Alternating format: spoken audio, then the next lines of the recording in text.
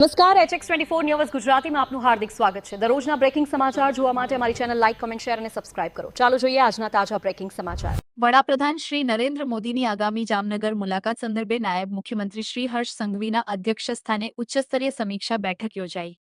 નાયબ મુખ્યમંત્રીશ્રીએ લાલ બંગલા સર્કલ ખાતે કાર્યક્રમ સ્થળની રૂબરૂ મુલાકાત લઈ નિરીક્ષણ કર્યું। નાયબ મુખ્યમંત્રીશ્રીએ વડાપ્રધાનશ્રીની મુલાકાત જામનગરવાસીઓ માટે યાદગાર બની રહે તે પ્રકારનું સુદૃઢ આયોજન કરવા તંત્રને માર્ગદર્શન આપ્યું।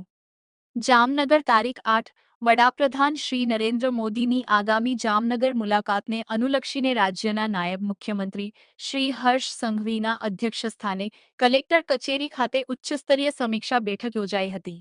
વડાપ્રધાનશ્રીની મુલાકાત સંદર્ભે વહીવટીતંત્ર દ્વારા કરવામાં આવેલી કામગીરીની સમીક્ષા કર્યા બાદ નાયબ મુખ્યમંત્રીશ્રીએ લાલ બંગલા સર્કલ ખાતેના કાર્યક્રમ સ્થળની પ્રત્યક્ષ મુલાકાત લીધી હતી। તેમણે સ્થળની ભૌગોલિક સ્થિતિ અને સુરક્ષા વ્યવસ્થાઓની ચકાસણી કરી નાગરિકોની સુવિધા તેમજ પ્રોટોકોલ જળવાઈ રહે તે અંગે અધિકારીઓને જરૂરી સૂચનો આપ્યા હતા। બેઠક દરમિયાન જિલ્લા કલેક્ટર શ્રી પી પંડ્યાએ સમગ્ર તૈયારીઓ તથા આયોજનને લગતી રૂપરેખા રજૂ કરી હતી।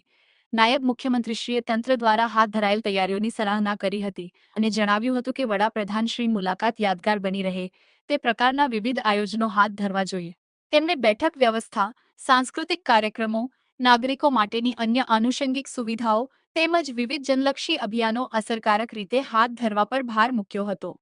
આ સમીક્ષા બેઠક દરમિયાન શિક્ષણ રાજ્યમંત્રી શ્રી રીવાબા જાડેજા, સાંસદ શ્રી પૂનમબેન માડમ, ધારાસભ્ય Shri Meghji Chavda, Shri Divesh Akbari, Rajkot range IG Shri Nirlipt Rai, municipal commissioner Shri D N. Modi, police અધિક્ષક શ્રી ડો. રવિ મોહન સૈની તેમજ અગ્રણી સર્વ શ્રી ધનસુખભાઈ ભંડેરી, શ્રી કમલેશભાઈ મીરાણી, શ્રી બીનાબેન કોઠારી સહિત વિવિધ વિભાગોના ઉચ્ચ અધિકારીઓ ઉપસ્થિત રહ્યા હતા। SX24 ન્યૂઝ ગુજરાતી સાથે બ્યુરો રિપોર્ટ।